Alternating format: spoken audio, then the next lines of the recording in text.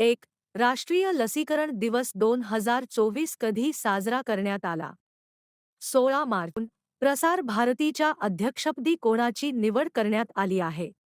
नवनीत कुमार सहगल. 3. नुकतेच देशातील पहिल्या एलएनजी बसचे उद्घाटन कोठे झाले? मुंबई. 4. औदुंबर हे देवस्थान कोणत्या नदीच्या काठी आहे?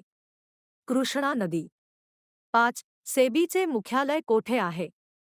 मुंबई. 6. महाराष्ट्रातील पहिले फुलपाखराचे गाव परपोली कोणत्या जिल्ह्यात आहे? सिंधुदुर्ग. 7.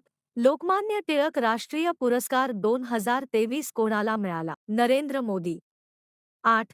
भारताचा जागतिक आनंद अहवाल 2024 मध्ये कितवा क्रमांक आहे? 126 क्रमांक आहे.